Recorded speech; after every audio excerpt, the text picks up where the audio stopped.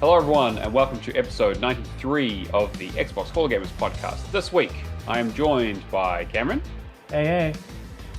And first-time guest and community member, Bulba. Oh. This week, we'll do a little bit of interview, obviously, with our wonderful guest here. We got an interesting community question from our good friend Isaac. There's a little bit of news, and we've been playing not a lot of games, but some big ones. So it's probably going to be a bit of gaming chat, which, I'm pretty sure that's what people are here for. So just games that involve the word star. Yeah, exactly. Yeah, just a lot of celestial bodies in this show. We're going to cover fields of stars. We're going to cover seas of stars. Yep. I don't know about any mountains or skies or Dancing with the Stars. It's all Dancing with the Stars. Yeah, exactly. It's every single one. As always, we do the show live on Twitch each week, so you can come say hi. Xbox Hall of Gamers is a place to find us. We stream this on Fridays and Saturdays, depending on who our guests are. So best place to find us is on our Discord, though. So come hang out in our Discord. I would give you the URL, but it's really, really annoying. So Cameron's going to put it on our overlay at some point.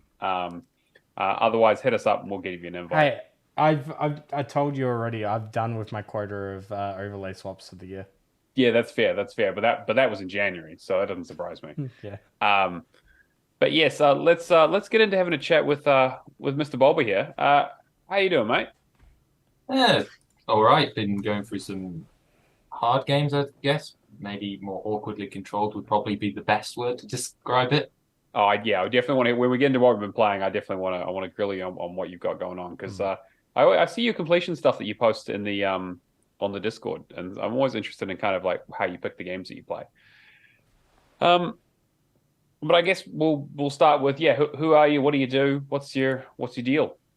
To be honest, I'm just trying to catch up on a lot of backlog because I started Xbox when I was much younger, so this is still the account I used from when I started. Mm-hmm. So there's a lot of games from back when I first got the Xbox One that are biting me in the arse, which I'd really love to go back and do if I had the chance. Big ones for me would be Aftercharge and Plants vs. Zombies Garden Warfare 2. Oh, yeah. Well, I guess so. Well, in terms of like achievement hunting in Xbox gaming, did you start with the Xbox One? Yeah, kind of just stuck with the Xbox One because, well, 360, I never, like, I was around by the time that was basically kind of dying off and we were going into the new generation. Mm-hmm. And then the new series just wasn't work for me because I have physical games. So I can't use the Series S, but the Series X is just a hulking beast.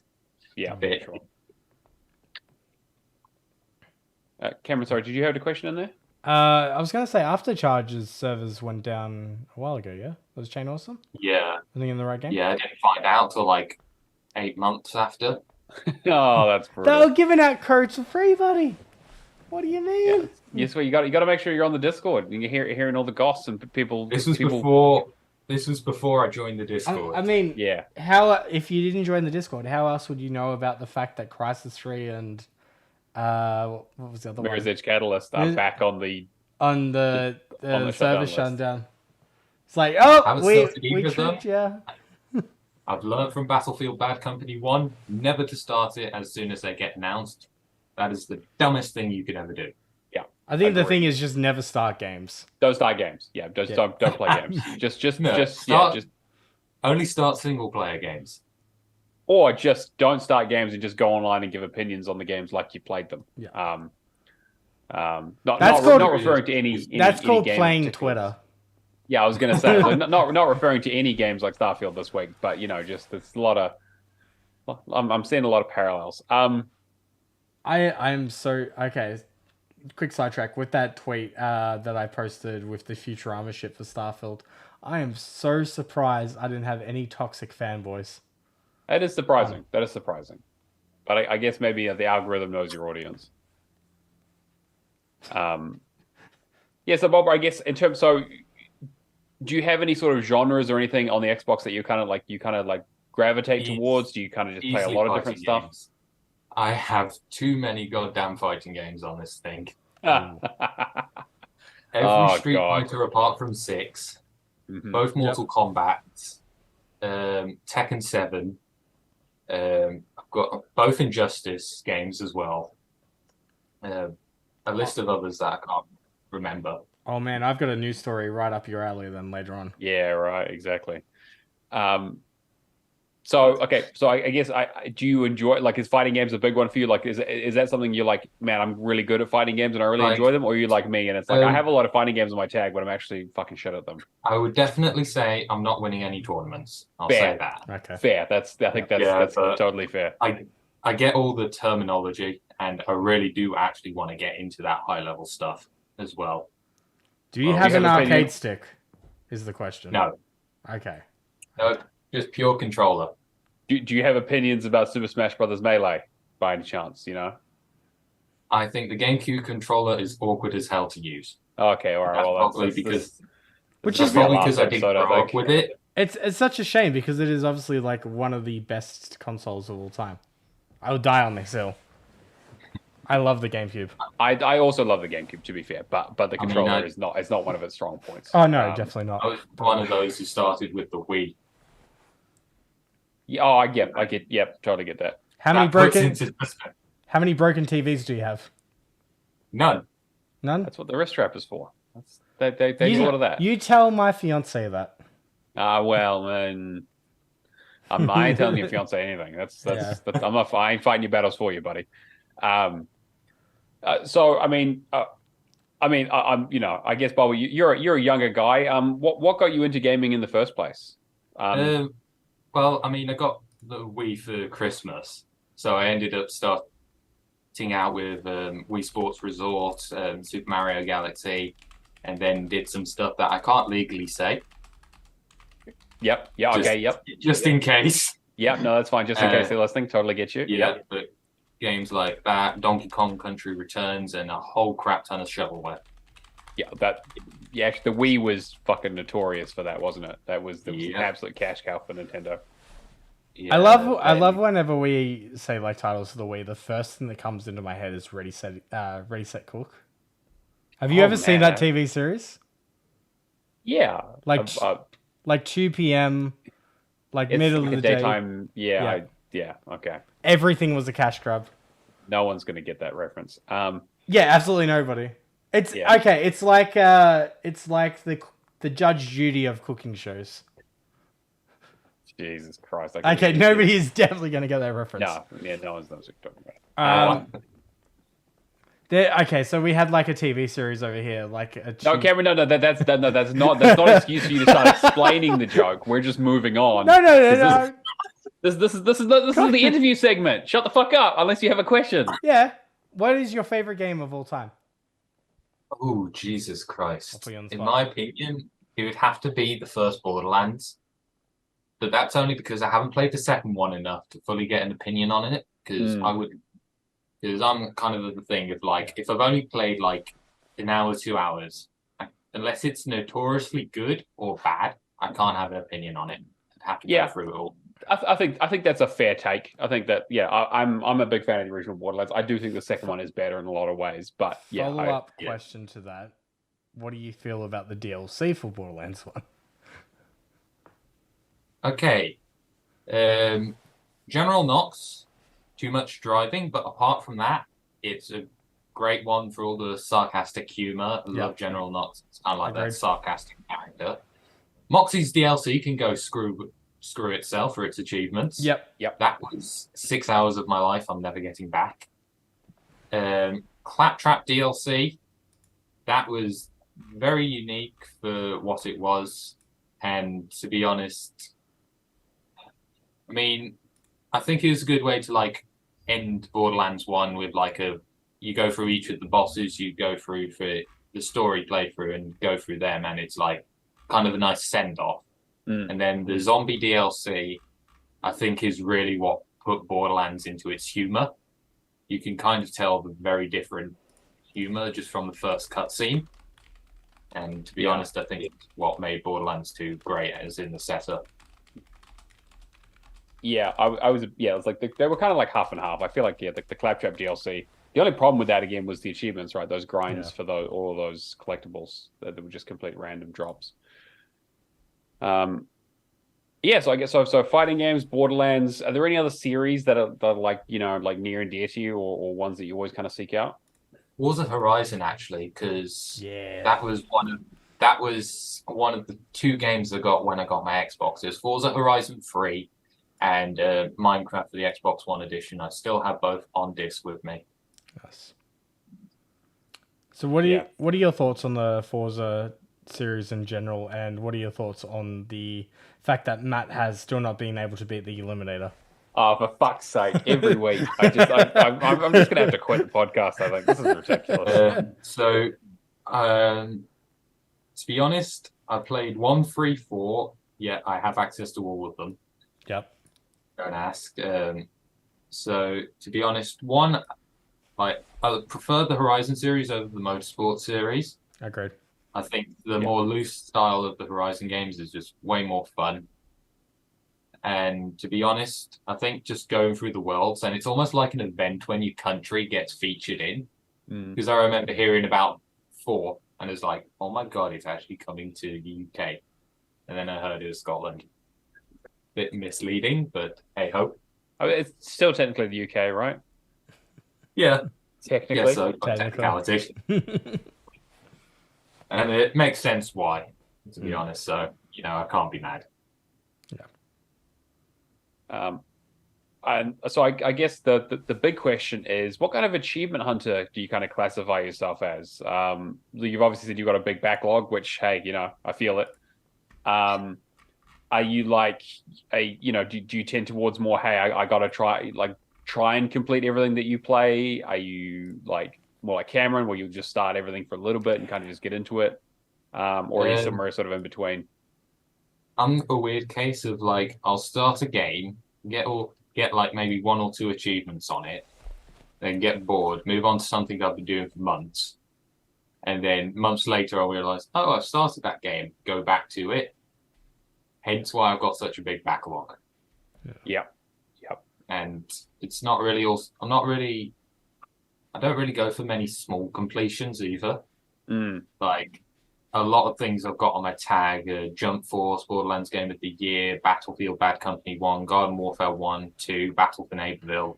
It's almost like these are going to take a lot of time to do. Right. Yeah. Well, they're big investments, right? But you can, I mean, it's got to have something to do, right? Yep. At the end of the day, if every game was a Zidalon thing, we get real bored real quick. There's some decent ones out there. Name 20.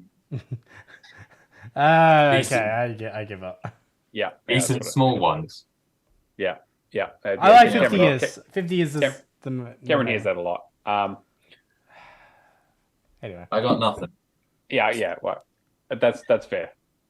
I guess it's like, I don't know. Is there anything else you want to? Any interesting facts? Any kind of achievement stuff? Any sort of things that like your backlog stuff that you're kind of looking at and going, okay, I need to like. I guess, do you have a plan? Cameron has ideas and plans for his completions and some of his series stuff that he does and things like that. I mean, yeah, exactly, yeah. Well, plan is to hopefully get at least Battlefield Bad Company done. Yeah. Because if I do that, that will be probably the best game I've ever done. Followed that, I would like to get Garou Mark of the Wolves finished as well, because I'm on one last sodden achievement. Yeah, and that's a that tough one. Final cheap spammy boss who can go suck it. Yep. Who the hell thought that was a good idea? Fighting game bosses, they love to be cheap. I'm stuck on. They've gotten better. Well, they read inputs. It's bullshit. I'm still stuck on Marvel vs. Capcom, the Origins, the original one on the 360. I need to get through and get a perfect run, which is just not happening. I'm just not good enough at fighting games, unfortunately. Good luck. And then there's also freaking. I would also like to, because I got both. Don't ask why I've got 2 versions of Street Fighter 4. Oh, yep. And so I've got to do the trials in both games. Yeah. Well, I've technically got to do it 3 times because there's the Ultra Edition. Right, which is just more of the same. Yeah, I get you. Yep. And then you've got. So, wish me luck. Oh, Oh, yeah, I'm God. having flashbacks to when I started Dead or Alive 4. I'm on the 360 back in the early days, and it's still on there.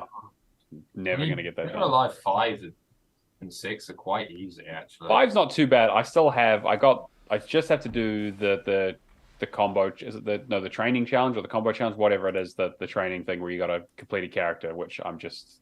There's probably both, to be honest. Command inputs. Yeah, that's pretty much. Yeah. I did it with Hayabusa, and there was only one bit. It was one of the command throws. You've got to do it so ridiculously fast. And like, this is bordering on needing to buy an arcade stick. That's kind of where I'm at. Like, I'm trying it with Tina, which should be relatively straightforward because she's a grappler. But anyway. No, you want less throws as possible. Yeah, yeah. Are you? All right. I was gonna say, just in terms of questions, are you looking forward to, like, if you're a fighting fan, are you gonna pick up Mortal Kombat 1? Oh, definitely. But what I'm gonna do is I'm gonna wait for all the DLC to come out. Yeah. Because what they do is they have that big bundle of like, wait for that to come out, get all the DLC, bada bing, bada boom. I save money. Yeah, definitely. I did the same thing with 11, and it was a great game. But it was good to have that extra bit in there just so you don't have to always come back to it. And then you get all the patches as well. True. That's true. Yeah. Cool. All right. Well, speaking of Mortal Kombat, Cameron, you dug up some fun Mortal Kombat news. I thought question. Well, yeah, we'll go into the questions, but I wanted to. Oh yeah, cool. All right. Yeah. So obviously, the biggest fan of Mortal Kombat that I know is Nikita. And like even today, I was watching Ed Boon do a Hot Ones interview, which was pretty cool. Oh yeah, I saw that. Yeah. Yeah. I still do not know why he only did 5 wings instead of 10. Seems really weird to me, but. I mean, that aside, he's got a lot of other press events to go to. Mortal Kombat 1 needs a lot of Ed Boon. Yeah, fair enough. Yeah, so I guess the big news out of this was the first footage of Mortal Kombat 1's Jean Claude Van Damme Johnny Cage skin has been shown. And they've actually got him to voice Johnny Cage as well, which I think is pretty neat. They've been chasing him for the last 30 years. Ever since they... I can't remember who Ed Boon originally concepted Mortal Kombat 1 with, like the original. There was a team of 4 of them, and their first idea for the game was essentially Van Damme the game. Okay. They wanted that to be Mortal Kombat 1. So the footage was shown during an interview with series co-creator Ed Boon on First Week Feast's Hot Ones, which celebrities eat hot wings while answering questions. They've been trying to get in for 30 years. We actually wanted to see the words Van Damme. Bloodsport was big, and so was Universal Soldier. So we called his people, and we were like, we want to make a game based on Van Damme, and I don't know if he declined or just never got to him or something like that. But yeah, 30 years later, it's happening, and I'm actually pretty keen. Correct me if I'm wrong. Van Damme was the lead actor for Street Fighter. The Street Fighter movie. He played Guile. Yeah, that's it. I think that was one of the funner ones that we watched for the movie podcast. Definitely. Yeah, I love that movie, as camp as it is. I mean, having said that, the Mortal Kombat movie was also great. For you, it was Butter Tuesday. Yeah, exactly. Exactly. Yeah, it was. Yeah, the day Bison came to your village was the most important day in your life. Yeah, but for me, it was Tuesday. Such a great movie. I'm keen to see the second Mortal Kombat movie, and I'm sure Nikita's going to drag me to it. Yeah, for sure. I did not like the first one. You like the first one? I thought it was all right. I mean, I think it was. It was a little. I prefer the campiness of the 90s film. Yeah, for sure. And Nikita says that's sacrilege. She loves this, loves the remake. Oh, well, I don't know if you want to call it a remake or what do you want to call it. The reboot. But loves the reboot version of it and is absolutely hooked. And I'm honestly really keen that she's picking it up just so I can play the DLC characters. Because I'm a massive fan of The Boys and Invincible and that. So yeah, true. True. That DLC pack looks really good actually, which is a crazy thing to say when the game's not even out yet. Yeah, John Cena. Exactly. Cena. Yeah. John Cena, yeah. Jesus. I mean, that's just lazy programming. Make him invisible. Invisible characters. Yeah. I mean, it's not the first time they've had an invisible fighter in a game. You know. Yeah. I play Tekken. You know, they and Soul Calibur does it all the time too. So. Ironically, I've never actually touched Soul Calibur. Soul Calibur, I'm like that's one of those fighting games that I played quite a bit of. I never got any good at it, but I played a lot of it. Yeah, I just wanted to talk about that because we were talking about Mortal Kombat. And I love Jean Claude Van Damme. God, it's just the fact that they cast him in Street Fighter as Guile, the all-American, colonel, and he can barely speak a word of English. Yeah. He's Belgian, yeah. Yeah, he's Belgian. Yeah. Get the hostages out. That was a good. That felt like a good Terminator. Yeah, well, exactly. Like that's the level. It was like you could swap him with Schwarzenegger. And it would have been the same film. Yeah. It would have been around the same times. When was Terminator 2? Yeah, the 92 was Terminator 2, I think. So it was a little bit before. Oh, okay. So, still, a few years difference. Yeah, that was basically towards the end of the 90s action hero thing, which is kind of why it's like right on the cusp of like it being kind of cheesy before we got into like the Jason Bourne kind of like more serious stuff. Yeah. Also, Alison told me she's never seen The Bourne Identity. I was like, what? How is that possible? That movie has been on like TV forever. It's like one of those films they just keep showing. Don't worry, Alison. I haven't watched The Bourne Identity either. Yeah, okay. You know what? Oh my God. All right. I mean, in all fairness, I haven't seen a lot of films. We literally started a podcast because you hadn't seen any fucking films. So yeah, that makes a lot of sense. By the way, please tell me you've seen The Bourne Identity. Please tell me you've seen Matt Damon. Yeah, okay, we're moving on. Let's get into our community question. Wait, then. Did you say Matt Damon? Yeah. Yeah, I've seen Eurotrip, but I haven't seen. Oh my God. Okay. Somebody was telling me yesterday. Somebody that I'm mod for, her husband was telling me like, no, I don't care for Scotty Doesn't Know, and I'm like, that's like Matt Damon's best performance, / the only performance I actually know him from. Oh God, he's been in so many good movies. Anyway, I'm not turning this into lights, camera, and action. Okay, that is for the patrons only. They got to pay for that. Closing comment. I know he's he's in Thor Ragnarok. Is it Ragnarok? The one Ragnarok? Where he was an actor, like he was pretending to be Loki or Thor, in like the theater scene. Yeah, that's right. Yeah, that's the only other one. This is very funny. Nick in the chat is just like Mad Rockatansky is losing his mind in the chat at this. Yeah, please. Thank you. I'm glad someone is on my side. This is a nightmare. Matt Damon movies. Good Will Hunting. Fucking such a great film. Haven't seen it. So good. It is so fucking good. Anyway, be honest. Well, Bob's. If you don't mind me asking, how old are you? Technically 17, but 18 next month. Yeah, so exactly, like you get a part, like, Cameron's got 15 years on you, like, and he hasn't seen shit, like that's inexcusable. I watch TV shows. Yeah, all right, fine. I mean, I'm on season 24 of Simpsons. That shows my. Oh, yeah. I just put it on while I'm playing games. Yeah, that's probably, but that's basically what it's for. Yeah. All right, let's get into Isaac's question. He was asking, he basically says, hey guys, my Game Pass subscription recently lapsed, and so I was able to get 12 months of gold for just under $2 a month, and then 1 month of Game Pass Ultimate for $8 to convert it. I completely forgot that they converted a 3-to-2 ratio now, so my 13 months actually changed to 9 months. Oh well, that still only comes up to $3.46 a month, which is pretty good. What's the best gaming deal that you've gotten? Thanks for taking my question. Thank you for asking, Isaac.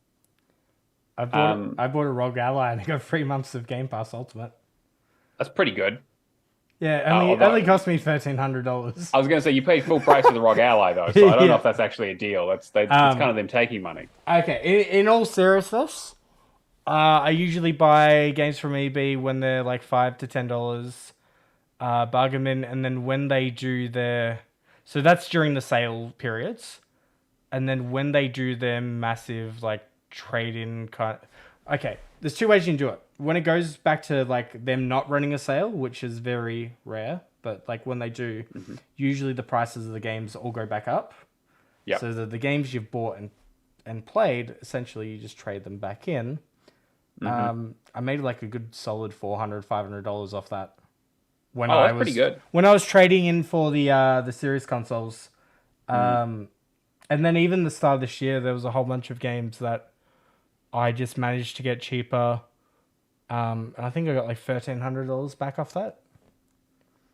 Like obviously, I probably spent like $800 on those games over time. Sure, but that's not a bad return. Yeah, like I usually have a rough idea of like how much I've spent on a game, and then I'm trying to downgrade. I want to have somewhat of physical collection, but I've got that many 360 games that I feel like I need to start clearing them up and downsizing a bit. You do have a big shelf of physical games. Yeah, like just as an example, I'm not Holy sure. Yeah. Yeah, that's nuts. A lot of 360 games in that list too. Yep.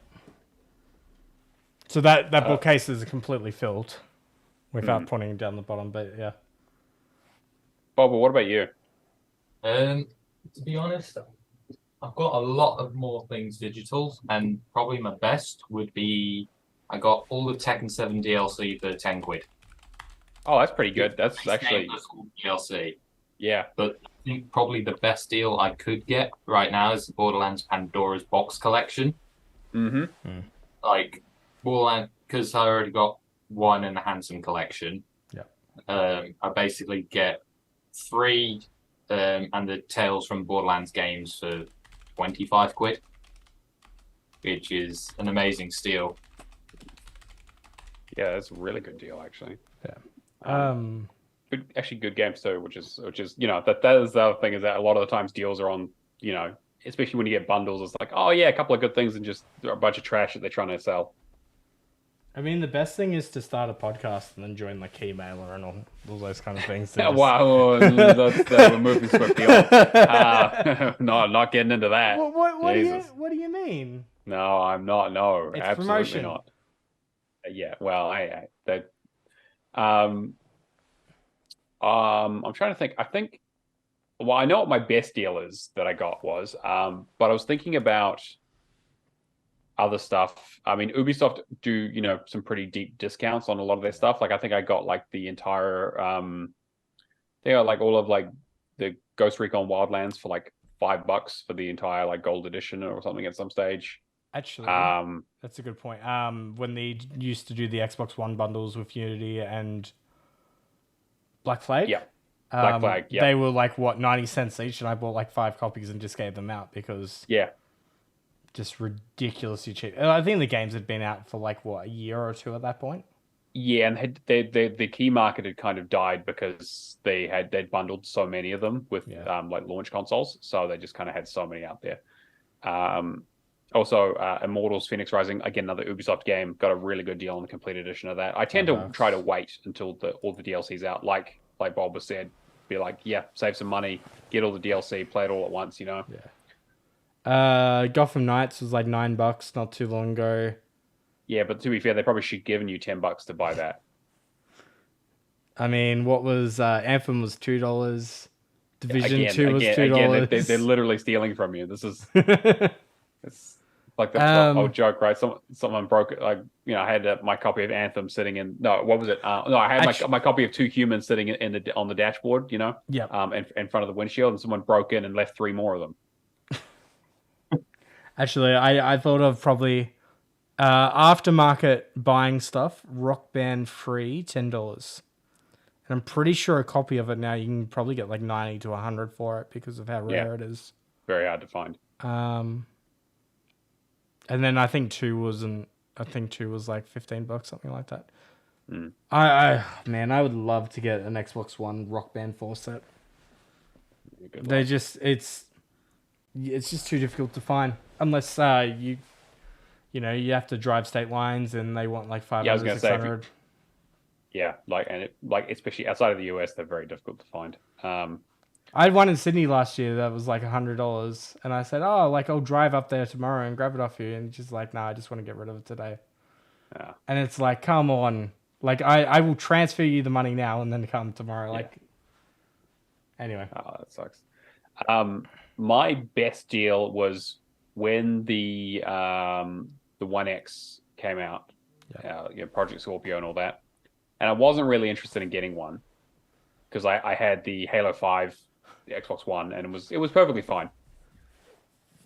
But I happened to I did some like math, and there's this thing where I was like, okay, EB Games was doing a price match deal. Mm. They were doing like a manager's deal on the 1X because it'd been out for like 6 months or something, and so they were like, "Oh yeah, cool. We'll do that. We're doing that for like I think it was like $200 off. It was a really good deal." Yep. And I was like, "Oh okay, maybe," but I was like, I still don't really need it. But I brought in my 1X and like a couple of trash games that I had, and did the math on it. And actually, I think this is when I traded in like my entire physical library basically. And it was like, I didn't get a huge amount for it, but I got enough of it to trigger their like trade-in bonus. And because I had like 15% extra on my trade-in, I traded in pretty much all my physical games that I'd completed, which was probably about 20. Yep. Which again, I was never going to play again. Most of them weren't worth much. And the console itself, and then I got the amount, and then they price matched the console down to basically the amount that they were competing with one. I think it was a JB. So I got the discount, the trade-in bonus, and the console trade-in, the deal. Mm. And I ended up getting it down to $75. Nice. And then I had a $50 gift card for my birthday, and so I got a 1X for $5, and I just got rid of all the trash that I would have had to try and sell on Trade Me. So you've just reminded me of one myself, and I don't know if this is two stories put into one or if it's like one thing. I bought a used Xbox One off Marketplace with 3 used controllers. Mm-hmm. Traded the controllers in, got $70 a piece. 60? Yeah, $60 a piece for them. Damn. The console, I think I got like $80 to $100 because I was like level 4. I don't know if this is the same time. There was the Xbox One X, and they had like one of those trade deals of, we'll give you $250 off if you trade an Xbox One with 2 games. Yes, that's what I didn't bring any games that day. So what I did was, I had the Xbox One. They're just like, yeah, that's fine. I walked over to the bargain bin, picked up, I think it was Destiny and Timefall for like $4 each. Bought them at the other counter, and then I'm like, here you go. And he's like, you can't use our stock to do it. And I'm like, okay, you tell me in the terms and conditions where it says that. And he's like, all right, whatever, just... So I got like $250 off the Xbox One X. Because I don't want to trade my Elite in because I think the Elite was 1 terabyte. Yeah. And all that. There's like really nothing separating them though. No, there wasn't really a lot of difference at the end, yeah. Do you guys still own an Xbox One? I've still got that 1X. Yeah, I've still got the 1X. I've got the Series. I used to have a Series S, but I gave it to my brother. I kept the original just for the Kinect games. Because sometimes we'll still boot up Zoo Tycoon because it has that pet functionality of like the feeding in that. And Percy loves that. But other than that, I don't really have that much of a use for it. The other bargain I was going to say was being absolute madman and me playing all the Game Pass games and you getting all the gamer score and getting one from That'll do it. Xbox. And somebody arguing and getting 2 glass trophies.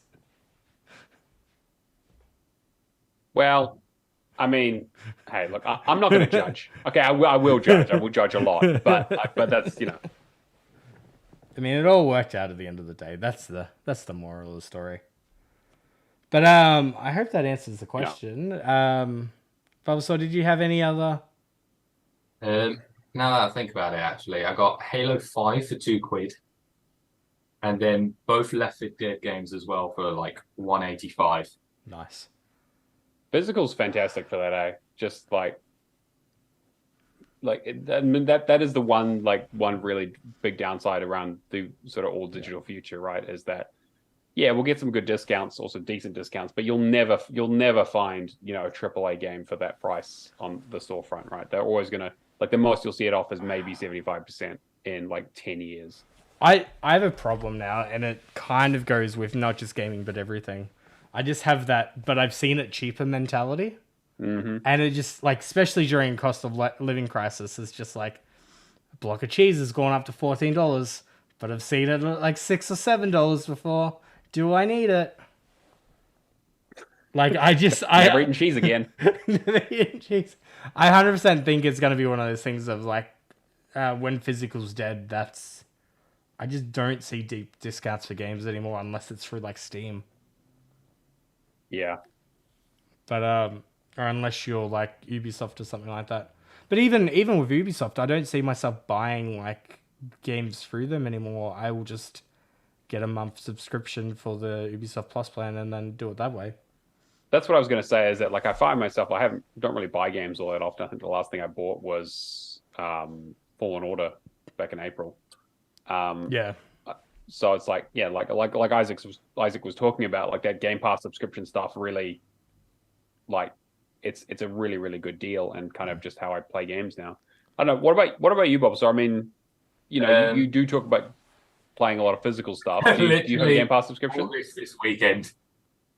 Yeah. Amazing. That's actually a really good game. Yeah, I know. Really easy achievements as well, actually, surprisingly. Well, especially if you use the debug menu, you don't have to deal with the you can get through it very, very quick. Yeah, there's a debug menu they discovered a couple months ago that makes that game an absolute cakewalk. Wasn't that just for Attack of the Clones? No, it was for original. Okay. Because I remember I'd fucking already done it a few months before that and struggled with some of the no death achievements and was Chivo found it, and now Tia was trying to ban him over or something. That's right, yeah. No, the no death ones are easy. Just beat the main game normally, then go into free play with all the ghost characters. They can't die. Sure, but that works for all the levels without the. I'm talking mostly about the vehicle levels. Which is the annoying one. Like trying to get out of the Death Star after it's exploding. Again, not majorly difficult by any means, but just frustrating. Yeah. All right. Well, let's jump back into the news because we do have a few stories in here. Cameron, what have you found for us? Yeah, so I've found a few stories, but a lot of them are pretty simple ones. I will say Alone in the Dark, that was originally meant to come out at the end of October. End of October? Yeah, it was supposed to be Halloween, yeah. Yeah. That's been delayed to January, which I think is probably going to be a smart decision. Going up against Alan Wake 2 would not be the best. I think Alan Wake 2 got pushed back a week as well. But for basically the same reason. They were trying to get out of the way of other games. Yeah, October's going to be a very busy period. Other than that, Power Wash got a Back to the Future DLC announcement, which Great Scott! I do not understand Power Wash is just the DLC, I'm glad they're coming out with all these different DLCs, but it's just... I mean, Square Enix published it, so I was like, oh yeah, the Final Fantasy one I guess kind of makes sense, but then they're like, hey, fucking SpongeBob. Yes. And it was like, what? It's, Also, SpongeBob is underwater. Why do you need a Power Wash anyway? I'm not, I mean, it's like, how the hell did they use flamethrowers in the series? True. Very true. Developer Future Lab says Power Wash simulators. Back to the Future Special Pack will give players the opportunity to travel back in time to hose down iconic movie sets and props inspired by the Back to the Future franchise, including Doc Brown's van, the Time Machine, Hill Valley Clock Tower, the Holomax Theater, and Doc's Time Train. I'm very curious to see I feel like this is going to be 100% one of those games that leaves Game Pass, and then we get like 5 more DLCs or something. Which is why I have not played it. It's a good game though, I gotta say. Like, I'm probably gonna try and complete it at one point, even if it's just on my ally. I think this might just be a very nice, not have to think kind of game. Just chuck TV in the background kind of stuff.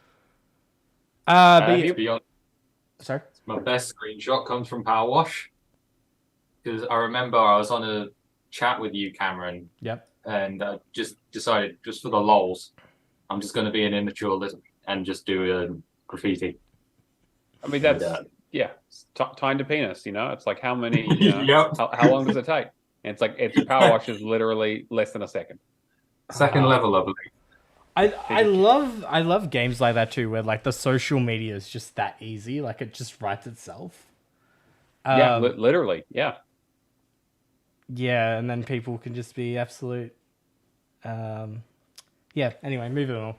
I mean, yeah, if there's one thing that Power Wash and Twitter have revealed is that some people really don't know how to draw a swastika. The amount of fucked up swastikas you see in that game, you're like, come on, guys, I get you guys are inbred and definitely on the lower on the IQ standard, but it's the shape hasn't changed. I'm glad I wasn't on the podcast when I was in Germany. I'm really glad right now.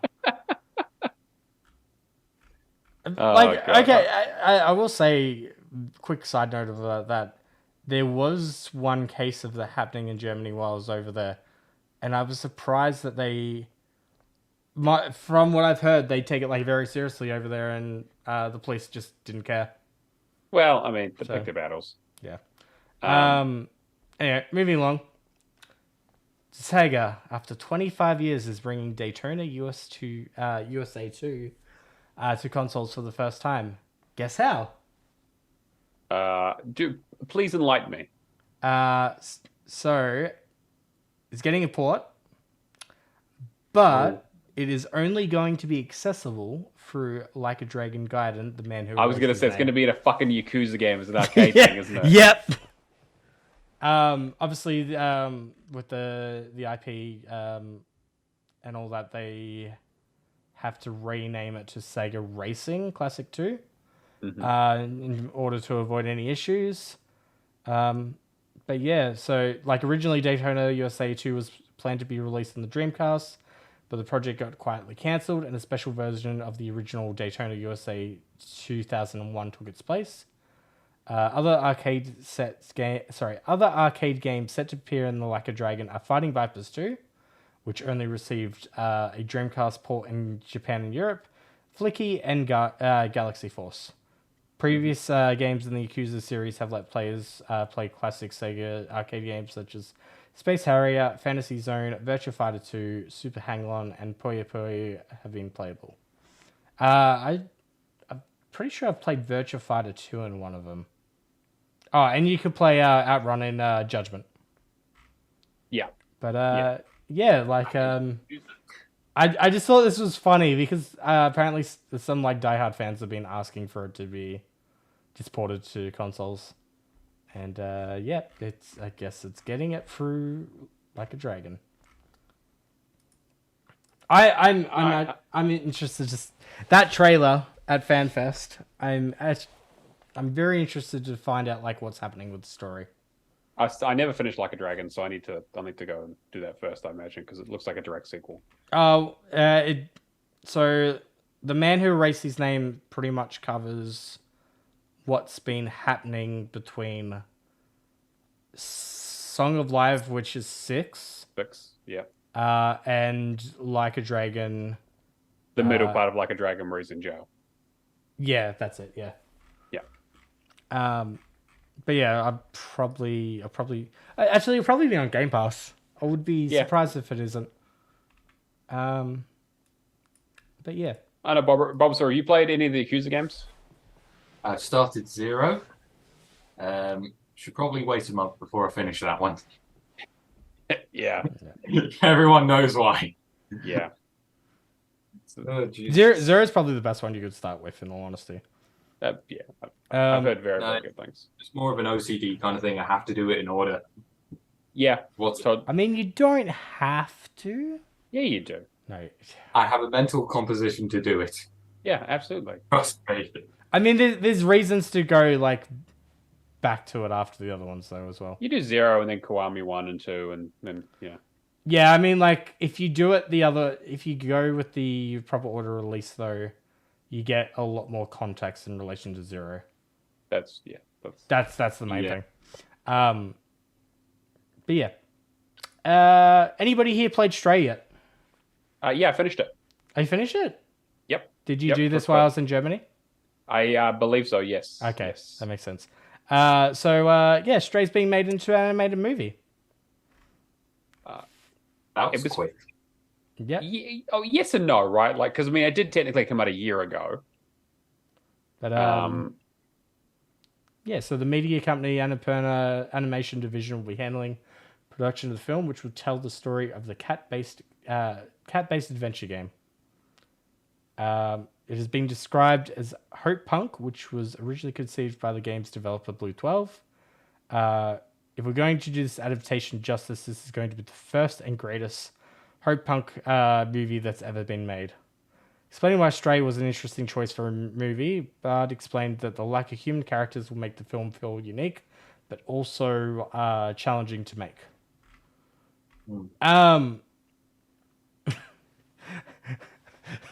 Oh man, he's gonna get so mad with me. Have you ever seen a movie called Milo and Otis? Yes. Yes. Okay, there's no talking in that movie whatsoever, yeah? Yeah, This is 100% what I imagine this is gonna be. And I did not care for Milo and Otis at all. Did you play Stray?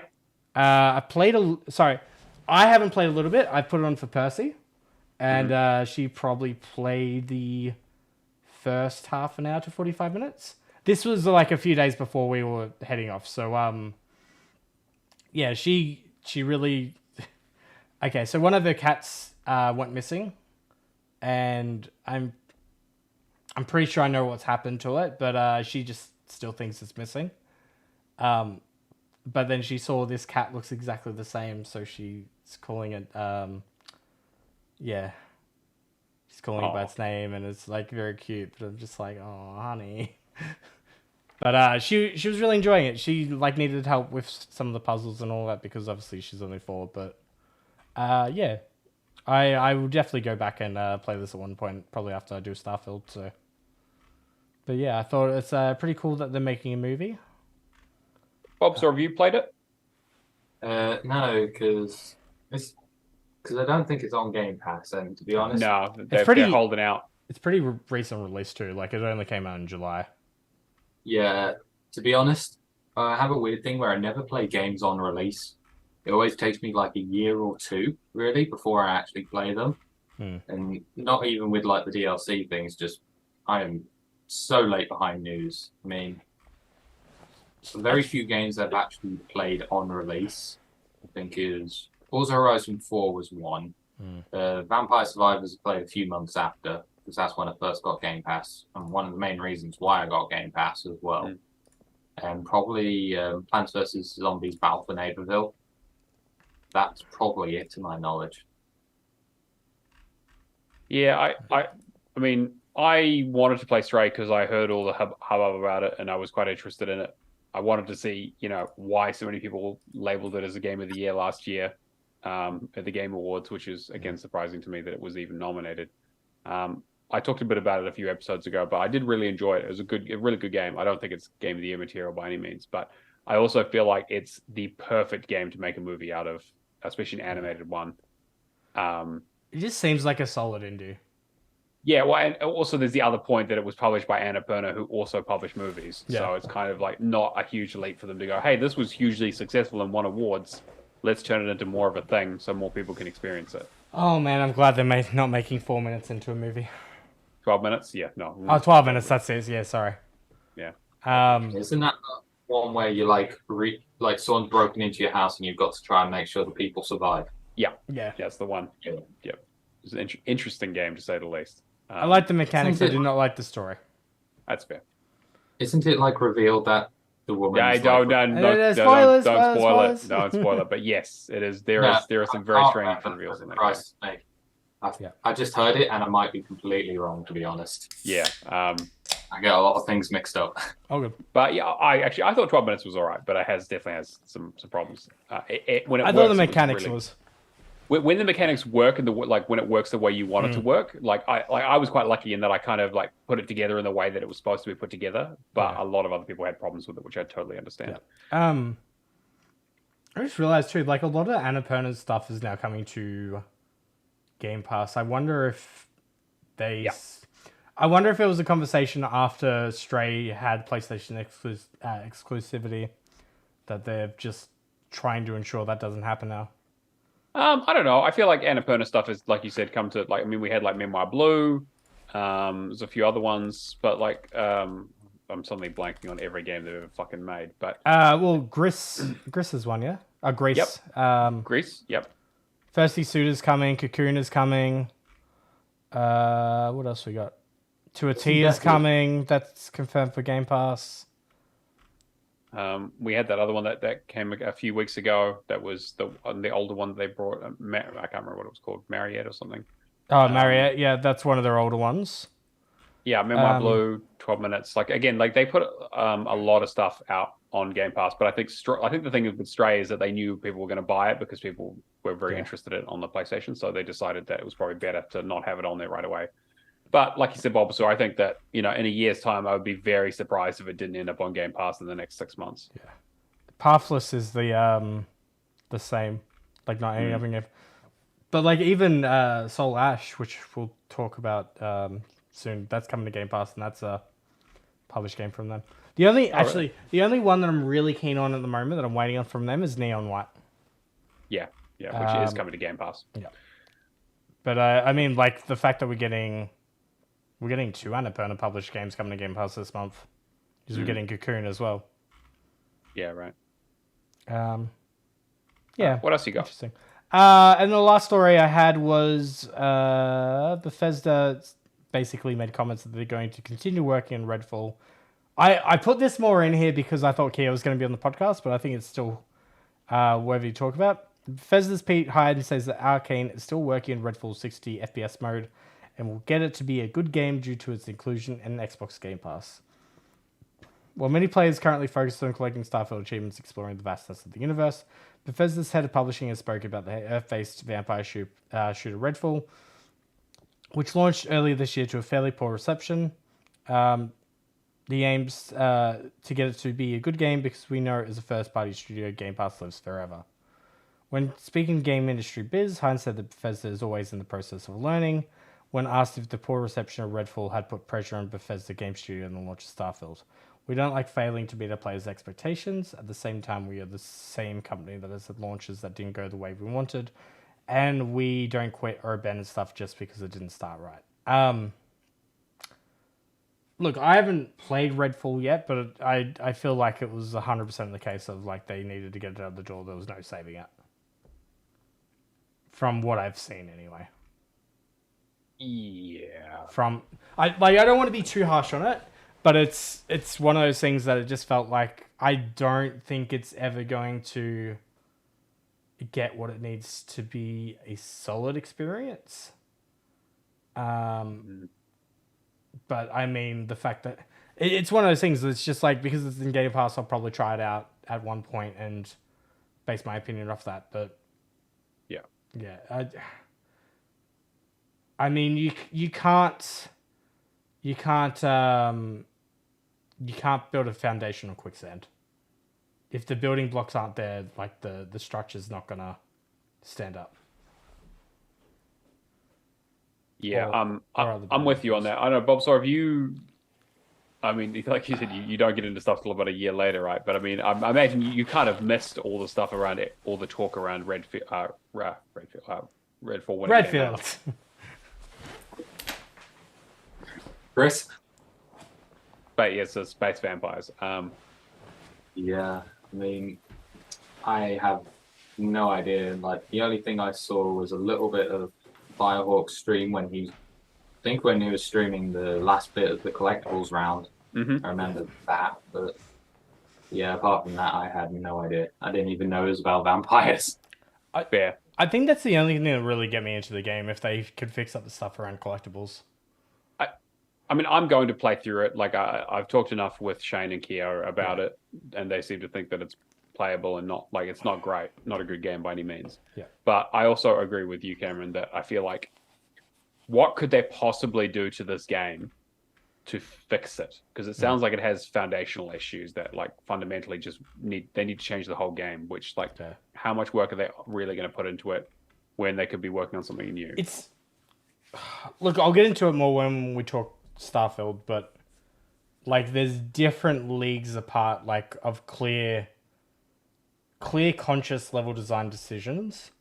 And like from what I've heard about Redfall, there's just so many arguments that just pull me away from playing the game, like starting the game. But yeah, I don't know. I just saw it as a bit of a like. It's funny. When I was watching YouTube today, one of the top videos that came up was Todd Howard with the launch of Fallout 76 and the whole beta thing. Yeah. And him just like, oh, and some of our players that told us that we've had bugs online. Who would have guessed? Yeah. Like so, and it's just like, why am I getting recommended this now? But yeah, that's pretty much it for the news for the week. Been a very slow week. But I imagine as we get into next week, things are going to start amping up. We'll have Liza P, which I know both me and Matt are really keen for. Are you going to jump into that, Bulbasaur? What was it? Sorry? Liza P, Pinocchio Dark Souls. What? 100% Pinocchio Dark Souls. Yeah, Pinocchio Bloodborne. Just get into it. It looks real weird and interesting. The demo was really solid. Genuinely, this is the first time I've ever heard of it. So that shows how up to date I am. All right, this is your homework, yeah? You need to, after this podcast, you need to download the demo and just play through the demo and tell me how you feel about it. I already have too much. The freaking zombie is going to take up my time as well. Oh, yeah, fuck. Don't listen to Alex. Zombie Army 4 is easy. He just gets killed. No, it's not. He's going to hear this in 6 weeks, and I'm going to be like, what the hell are you talking about? I've done the nightmare mode. Nightmare mode's easy. Oh, God. All right. Well, we'll get into that when we talk about what we've been playing. But Cameron, first run us through the Game Pass stuff. All right, cool. So games that are available at the moment. Greece came out. Starfield has come out officially now. Soul Ash is coming out on September 14th. I did not know anything about this game, but is apparently from the creators of the award-winning Hyper Light Drifter, which I believe... Great game. Was that Game Pass at one point as well, yeah? Yes, I believe so. Okay. Hyper Light Drifter is a fantastic game, but it's also very, very difficult. Yeah. Comes the high-speed and gravity-bending world of Solar Ash. Set amidst a surreal dreamscape filled with long-abandoned ruins of great civilizations past, you play as Ray, a void runner determined to stop at nothing to save her planet from falling prey to the Ultra Void's path of eternal hunger. I had a look at some of the screenshots on Steam, and they look amazing. I'm really... like 100% like stylish Annapurna. So yeah, I'm very keen to check this out if I can pull myself out of Starfield. And then Liza P comes out September 19th, so I've got 11 days to finish Starfield. Yeah, exactly. Yeah, that's heaps of time. Leaving Game Pass, we have Amazing Cultivation Simulator. Don't really have that much information on this. There's only, I think, 2 people that have finished it on TA. Origami 2, which I believe Neo said was pretty much more of the same. Yes, sort of. It's more like a Tenchu game than the original one. The original one is a bit more like magic and staying in the shadows, where this is more like a more traditional sort of ninja game. I like the first one more, but the second one has like co-op and other bits and pieces that it is kind of like an unofficial Tenchu game in a lot of ways. Yeah. Danganronpa V3, you want to talk about that? Yeah, Danganronpa V3, Killing Harmony Anniversary Edition is the third game in the series, as you'd probably guess.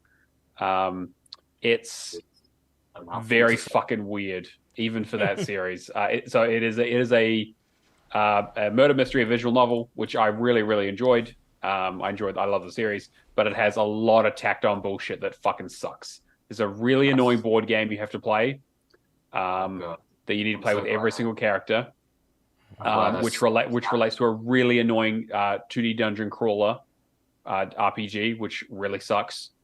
And then there's there's 3 really annoying mini games that you have to basically get S ranks on, which made me want to throw my controller. Partly because one of them is a fishing game, which is apparently the easiest one that is all based on color. So I struggled with it a lot. So much so that Allison had to help me with it, actually. So yeah. First chapter. Oh god. That first chapter. First chapter is great. Yeah. Yeah, I love the Danganronpa series. This is definitely the longest one of the 3, and it. Let me just again, I will give no spoilers, but this, like, the other games have like twists and turns. This game has a whole goddamn spiral. It's insane. Yeah, so check it out if you got time, but it's close to like a 60 to 80 hour completion as compared to like a 20 to 30. Yeah, it's 80 to 100. Yeah, I managed to get a little bit less than that. You could probably, with a guide, you probably get maybe probably under 80, but you need to like motor through it. Cool. What else is leaving? DC League of Super Pets: The Adventure of Crypto and Ace. I've done this. I didn't find it that bad. Yeah, it's fine. It's easy. Just like a on rails kind of collect kind of points kind of, yeah. It's like one difficult achievement for like not getting hit or whatever. Yeah. Fuga Melodies of Steel, which you can comment on. I haven't played it. Really good 2D RPG that's like a literal on rails RPG. So you go from battle to battle to battle with some social mechanics in the middle of it. I like a lot about it, but it's also a little bit bare bones and gets very repetitive very quickly, unfortunately. It's also maybe just like a little bit too difficult. Maybe, I don't know. I'm also not very good at these kinds of games, so I struggle with it a bit. But I know other people are having a good time with it. The second one is also on Game Pass, which is more of the same, so I've been considering starting that as well. Yeah. Metal Hellsinger, I would highly recommend to do. The music is phenomenal. The assist mode makes everything easy. I think there might be like one... I wouldn't even say it's a difficult achievement. I would say it's like a normal kind of level where everything else is easy. But I pretty much got both of them done in a day. The first one took me 6 hours, and then I did the Xbox One version in 4.5. About the same for me, yeah. Definitely gets quicker with you've done like doing one version. Tainted Grail Conquest, I can't remember much about. It's a sort of third person, I believe it's a roguelike. Okay. In a sort of style of Ziggurat. 25 to 30 hours. Yeah. A little bit, quite challenging, but not not my kind of thing. And then Train Sim World Free, which I would say do not start because that series is notorious for having unobtainables and not having them fixed and just delisting and moving on to the next thing. And then the last one is Sid Meier's Civilization 6. Oh, I missed it. Yeah, sorry. Which I love Civilization. I highly recommend playing it, but not for 100 hours. Yeah, there's a lot of DLC for that game as well. This is 100% a pick it up while it's on a deep discount kind of game. Yeah. But yeah, love the Civilization series as you would expect. But yeah. Yeah, Civ 6 is great. Let's move on to what we've been playing. Yeah, absolutely. I will just quickly start with the fact that I finally got Wick done. I've been bitching about it for a few weeks now. The loop-de-loop gnome game. I finally got the last achievement done. I cheesed the fuck out of it. I managed to do a loop-de-loop and then kind of fall into another one. And then I realized if I just got myself and just wiggled the controller quickly enough that I'd managed to do the worst loop-de-loop you've ever seen. Like the most technical, the judge would give it like a 0.5. But it counted for the achievement. I'm done with this fucking 360 game that I wish I'd never started. I have no context to what this game is, but I 100% just picture goblins mixed with Trials Fusion. Kind of, yeah. Where the whole thing is that like you are a little like goblin dude whose tongue grabs onto things and you swing like a physics game. So you got like swing from platform to platform and pick things up.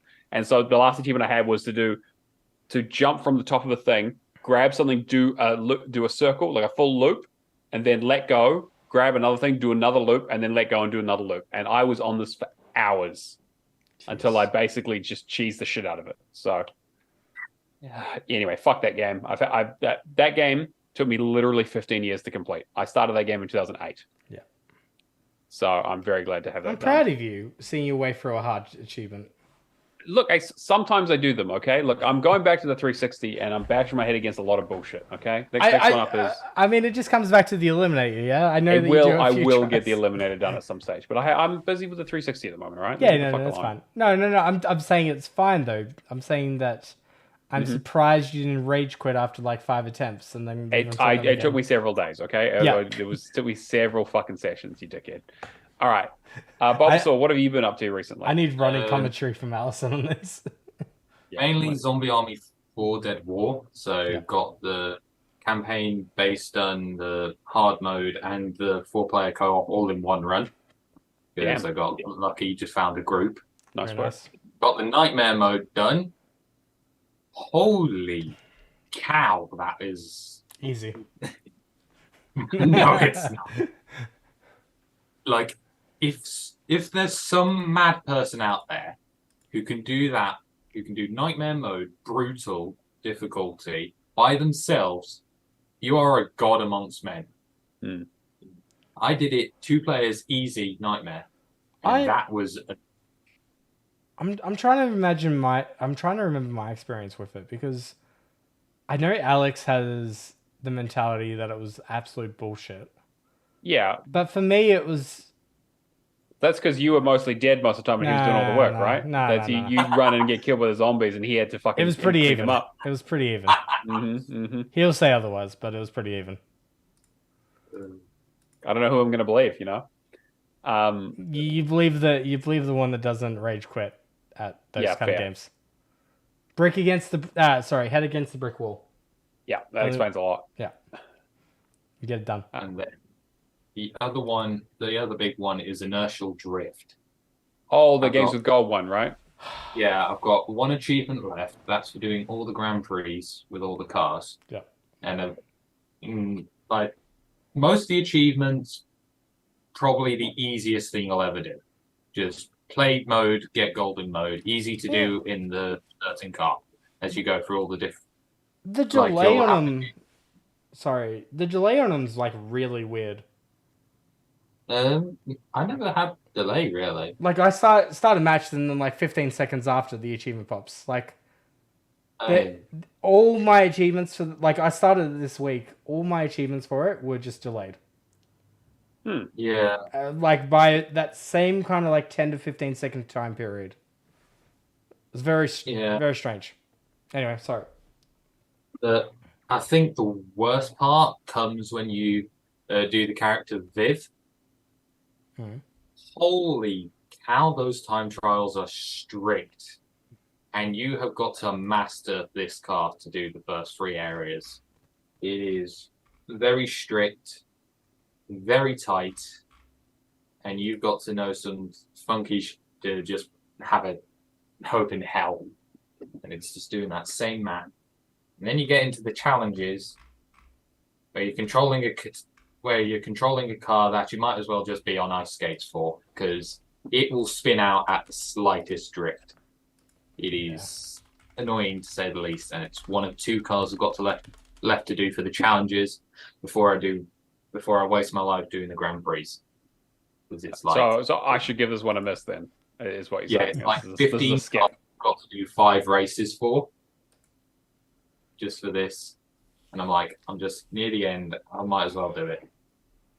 I need to push myself through this, but like doing the same course 3 or 4 times in a row is like really just... Yeah. Technically 5, because depends if you do the extra crispy playthrough by itself. Yeah, I guess. God. All right. I have only been playing one other real game this week. But I have put 25 hours into it. So I have been playing Sea of Stars. I wanted something new to play because we'd sort of touched on it last week.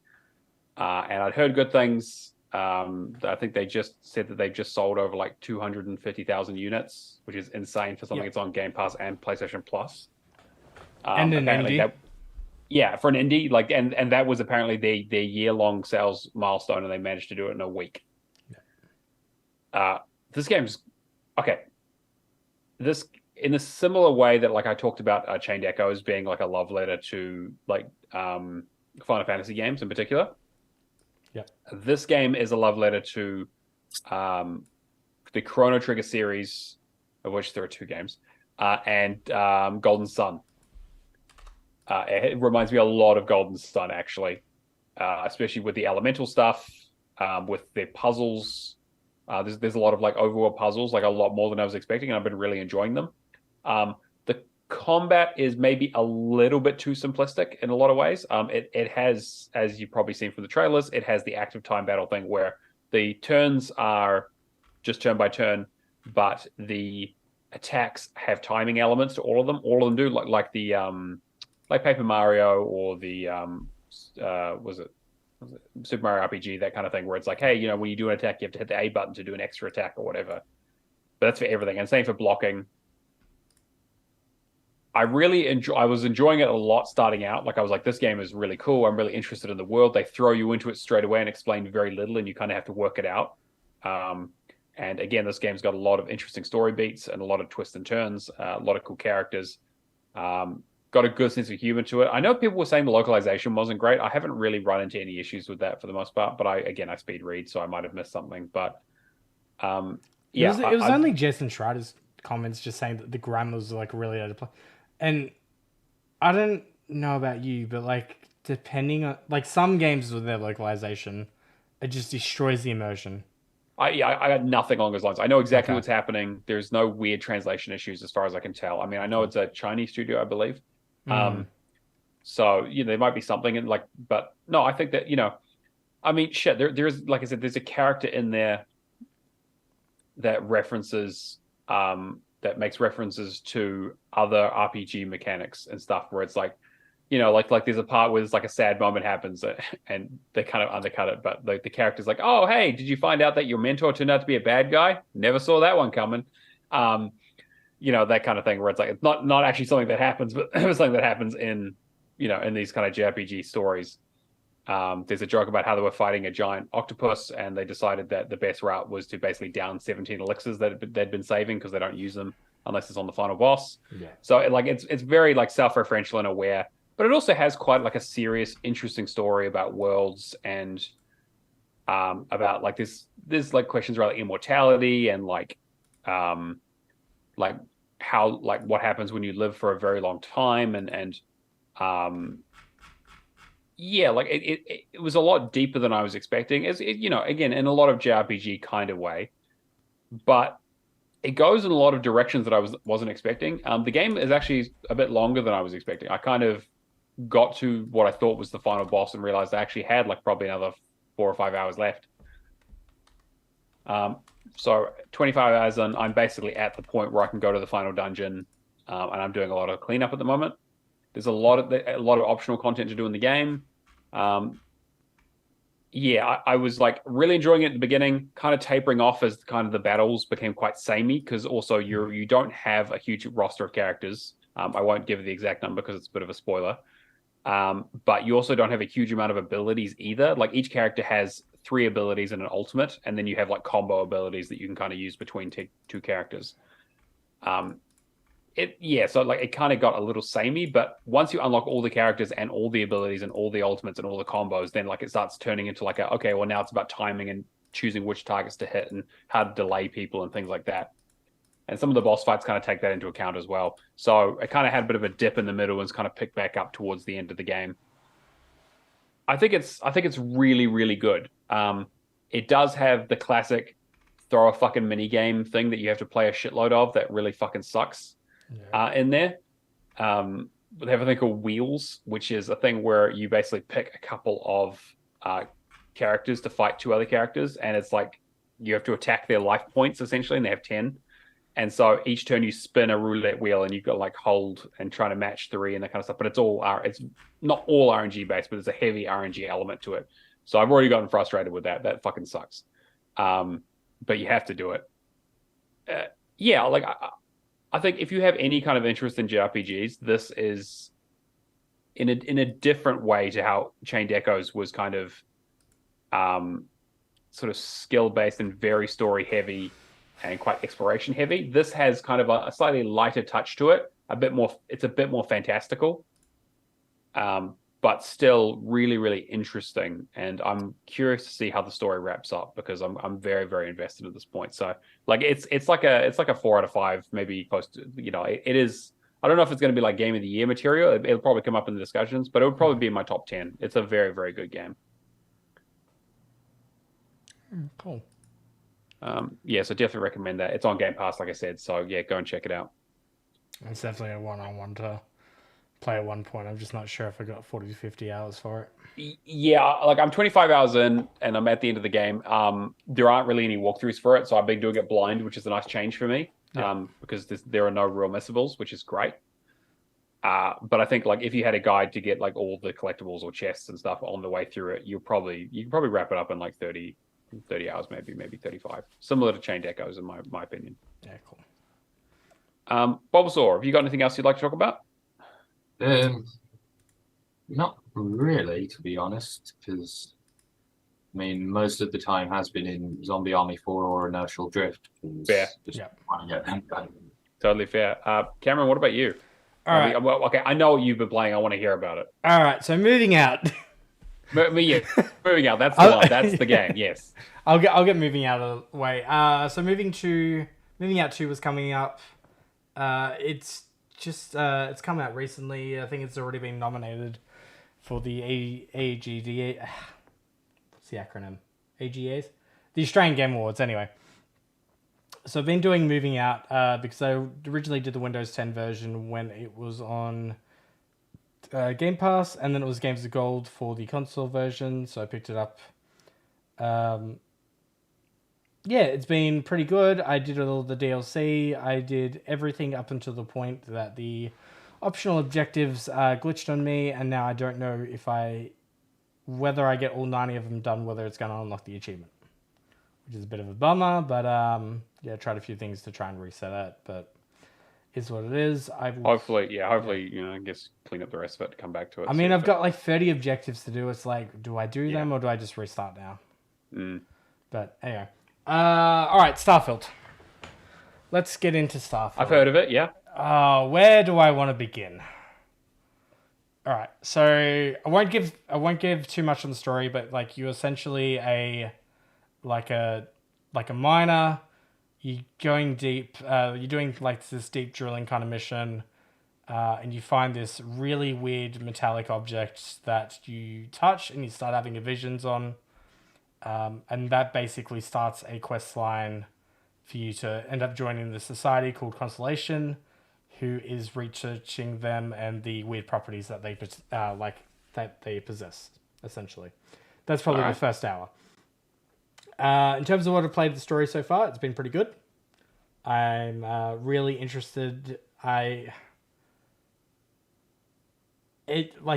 get to a point where you're following these metal rings into like different temples and that kind of stuff. I'm not going to go like too much past into saying that, but it leads to exploring quite a few different environments, and there's drilling operations on top of them. There's temples. There's other things.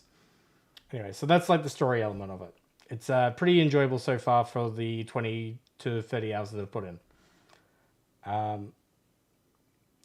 Ship design, I've got 3 ships. I went back because you can get a really good ship called, I believe, the Rambler early on, which Maka has a guide for. It is amazing.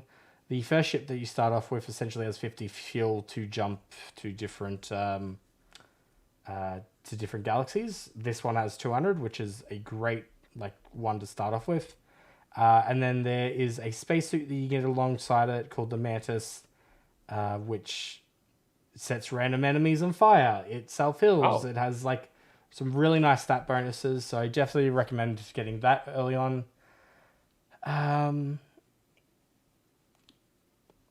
Okay. Starfield is weird, yeah? Because it feels like you're playing multiple different games at once. Everything's like a little bit mashed together. So I've talked about the story. I've talked about that. In terms of mechanics early on, the first 10 hours, I was really not sold on the game. If you had asked me at that point, I probably would have said a 7. Once I got to the first temple and unlocked a particular ability, again, don't want to give spoilers, essentially the game started like really opening up, and yeah, you could do some like really cool moves. And essentially got to like a 9.5. I was pretty sold on the game. The only reason I would say 9.5 is I had like 2 or 3 crashes, some minor bugs. Like this is definitely Bethesda's most polished game. But that's not saying much, right? Yeah, there's still like frame rate drops in like populated areas on the Series X. But like in term like there was nothing that was like really immersion breaking other than the fact of the crashes. Saying that, I was doing a mission called the Echoes of the Past, which involves you joining, I think it's the Crimson Fleet, which are like a bunch of bad guys. And I was going along their mission. I was going along their trip, their branching narrative, essentially. So we went to like this deep mining site, went under. Apparently, a bunch of prisoners that were like a part of it broke out, and that's how this Crimson Fleet originally formed. So they're trying to get information to prove that, as well as some rumored treasures from down there. I went down there, played for like 2 to 3 hours, got to the end, soft lock. Oh no. Yeah. So I realized I lost about like 10 levels because I hadn't saved for a few hours prior to that as well. Looked it up, and everybody's just like, yep, like killed the boss, and we're all bugs. And it just seemed, I can understand like minor bugs and all that kind of stuff, but if you have like quest lines breaking, it's like, okay, this had so much extra time for polish. Like, why is this happening? So if you're playing Starfield at the moment, you can't do the Echoes of the Past quest line. That's kind of where I'm sitting right now. Is I'm kind of waiting for that first patch, right? Where it's like they get all the complaints about people and like, what the fuck is this? And they go and fix the stuff up, but without removing all the fun glitches and things that you want to experience. Yeah. And like, I'm pretty sure Pete Hines even made a comment about that this week, that they want to leave those bugs in there that like encourage creativity and that kind of stuff. He did say that he did some spin around like the bugs being part of the fun of that game, because the game being so large and expansive means that there's going to be more potential for that to happen. But it was basically just marketing speak for him being like, yeah, there's bugs in the game, fucking deal with it. Yeah. Yeah, I mean, the questline one is the only one that I've massively had issues with.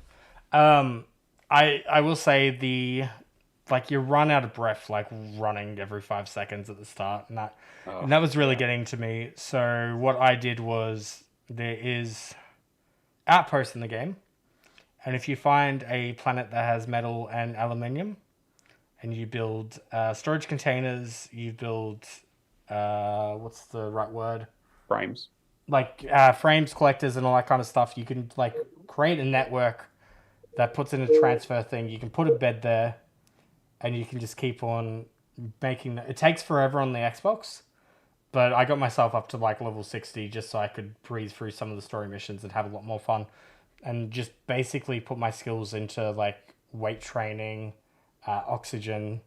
So now I can run for like a minute without having to worry about running out of breath, which makes the game a lot more enjoyable. Other than that, like the storyline's been amazing. I'm probably sitting about like a 4 out of 5 personally for the game at the moment. But then like the creativity with the ships and that as well that I've seen the Planet Express ship, I've seen Halo ships, I've seen Star Trek ships. What else is there? I'm building a Millennium Falcon first thing. I want the Orville. I 100% want the Orville if I can. Somebody made what they called space Lego guides on the Starfield Reddit, which is like essentially like a Starfield building the ship menu, but like posted as if it was a Lego book. Manual. Yeah, and it's just amazing. Like I'm 100% for it. I'm trying to think what else. Yeah, like I said, the story's really good. The environment's really good. Like everything looks so nice. You can visit our solar system in it, which I don't feel like I'm giving away too much because it's like half an hour into the game, but Earth is like essentially like nothing now. Mm-hmm. And I was like, I was reading some of the Reddit posts today, and it's just like, this game is so immersive. They actually managed to include Fallout 5 in the game, like stuff like that. But right. I'm really enjoying it. I would say if you're anything like me, the best thing to do would be to definitely have a look at some of the tip guides. You can fast travel from mission. Actually, there's a lot of stuff that just.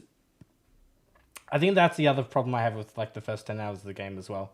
Once you get to that 10-hour mark and you understand, like you start to know shortcuts and all that, and the game becomes a lot more smooth. Like there's just that much that gets thrown at you that it's like impossible to tell. Like when you're scanning planets, for example, you hover over something and it'll tell you the material it is. But like I think you press select or something, it will actually appear with the materials in the top corner. So then you can like walk around and find the best spot, that kind of stuff. Oh. I know there's a number of different ways to get XP. I know there was a guide that I saw today, which was like doing botany and just selling weed and not selling weed, but just, selling drugs and contraband to like get experience that way. I would say this, like in terms of, how to explain this? You know how you play like Skyrim and you like Skyrim or Fallout, you have a very kind of, all right, I'm being immersed in this experience, but it's pretty, I wouldn't say on rails, but it's like much more of a linear, much more directed experience of what is expected of you. Like you're, Skyrim, you're fighting dragons, all that kind of stuff, and Fallout, you're, post-apocalyptic. Starfield is just like, all right, cool. Want to be a space pirate? I'm going to be a space pirate. Do I want to set up an outpost and just like mine for days, do something like that? Absolutely crazy. I feel like Starfield has so many more options. And then the other thing, the traits. So I put on some traits which were essentially like, all right, you grew up on Neon and that kind of stuff, and it affects the narrative, which is great. But then there's other traits like the loyal fan, which I've seen some videos of, and it's, how do I explain it? Like the traits just add so much more characters to the game. There's one where it really feels like they learn from New Vegas in a lot of ways, like the parents one, for example. Like you can visit your parents in New Atlantis, but you have to give them 2% of your income per week. But then Dad decides to go gambling one week and wins a ship for you, and he's like, "Oh, I don't need this." Gives it to you, like just stuff like that. That's just like really cool, like just that extra level of immersion. And I definitely think this is one of those games that you could probably play like multiple times, and your like each subsequent playthrough is going to be like a lot different.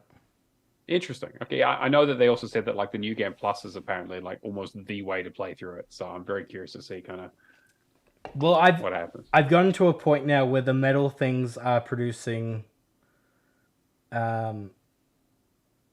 They're like adding like an alien mystery kind of layer to it. Like I don't know if it's alien, but like they're adding a little bit more mystery to it. So I'm like very interested to.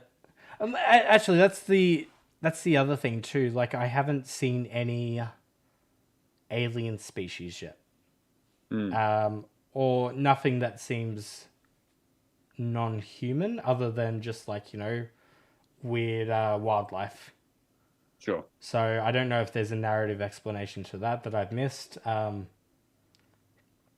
yeah, I'm at the camp that I would probably. I mean, if you can wait a few weeks for a patch. But I would say like this is like RPGs are not my style, and this is very much a game of the year contender for me. I think I'm going to wait as soon as some of the sort of the worst bugs get ironed out. I'm going to jump on this. This is definitely going to be a game of the year playthrough thing for me for sure. It's definitely completable at the point. At this point, I think 9 people have done already, and that mission that I was doing before didn't. I was just like getting random missions done for XP, so very easy to just essentially do the main quest line, get stuff done. I'll be very interested to see what they do in terms of DLC in that down the line. They said it's quite far away. Yeah, I think they're going to do relatively large DLC packs for it. The game has console commands on PC too, so I don't know if there's. There was some discussion in the forums of like maybe you can boost yourself to level 99 and then do it. Like do the last level. It's cross save. Yeah. But I don't know if that apparently disables achievements, but I don't know what the limit is for that being disabled. Sure. Very good game. Yeah, I'm definitely going to jump on it. Bulbasaur, what about you? I mean, like you said, you play stuff a bit later, but any interest? To be honest, I physically can't play it, and unless I've somehow figured out how to get the cloud thing working. Oh yeah, right. Yeah, because I haven't upgraded. I'm still on the Xbox One S. So I mean, cloud streaming. I mean, if you've got Game Pass Ultimate, it does work relatively well. But again, but there's a weird family account thing where if you're not of age, you can't actually add Game Pass on. Huh. It's a weird bug that they've only done recently. Yeah, like that is weird. Past few months. And are you sure that's a bug, or is that because they had the they did change the security stuff recently? Yeah, I remember that. Yeah, I think it's something like that. So I've got to wait till I'm 18 before I can officially do it. So there's a lot of games I'm missing out on because I can't do that. Fair. My backlog is going to increase, and I'm going to regret this. Most 18-year-olds just going out for their first drink. Bulbasaur here is just starting Starfield. Priorities, right? Alcohol. Yeah. The foam bit is disgusting. It can exploded, went in my mouth. Like, nope, that's it. Fair. I'm good. Totally fair. All right. I'll quickly run through our leaderboard. In third place, we've got our good friend Martel18 in there with 10,835. We've got Calevra, who we haven't seen for a while, with 15,090. And good old Jimbot UK up the top again with 18,105 gamer score for the week. Still putting up massive numbers. I don't know how they don't burn out. That's insane. Cameron, do you want to run through our completions? Yep. All right. So we got Legacy with the original Modern Warfare 2 remastered. We'll go Cryptic Man with Hi-Fi Rush and Rayman Legends. Very, very nice for Hi-Fi Rush. Yeah, Hi-Fi Rush is an insane completion. Yeah. Resi Gamer 33 for Tinykin. Did you see they teased the next project?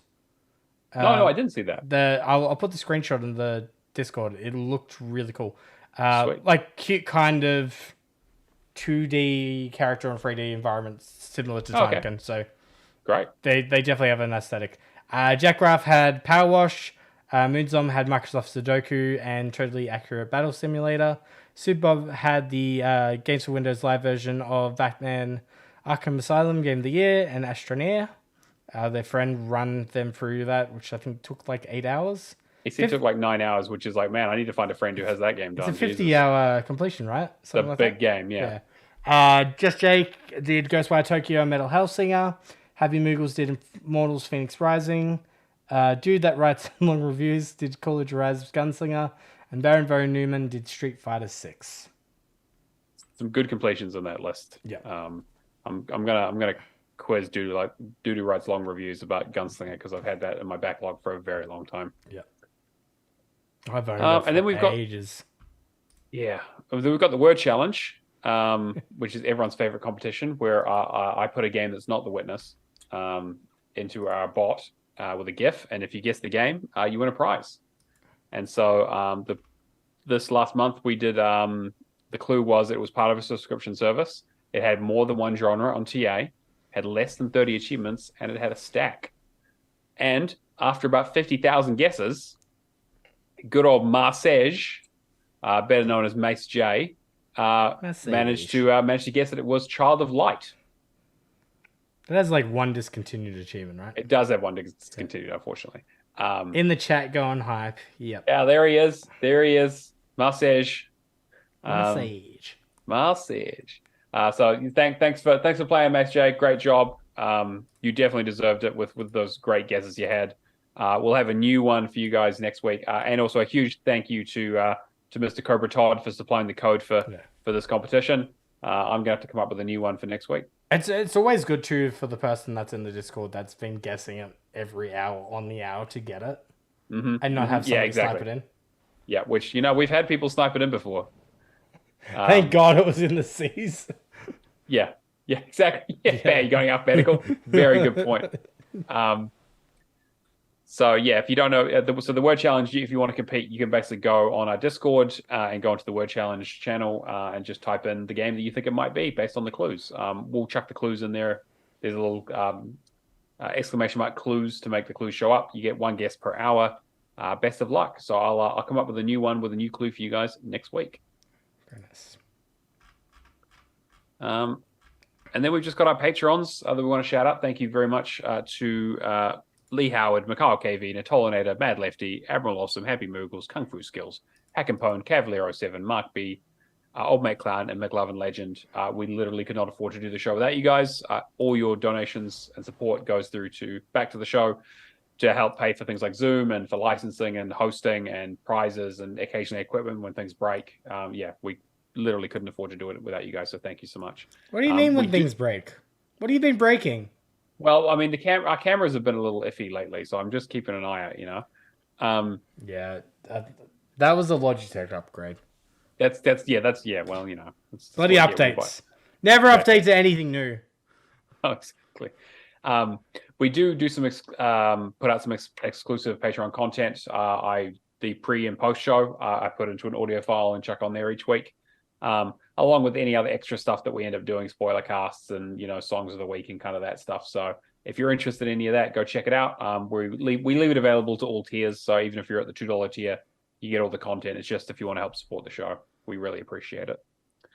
And then, like I mentioned, we're on Discord. I don't know what our Discord URL is because Cameron hasn't reminded me or put it in the new thing yet. But it's something very unuser friendly to read out.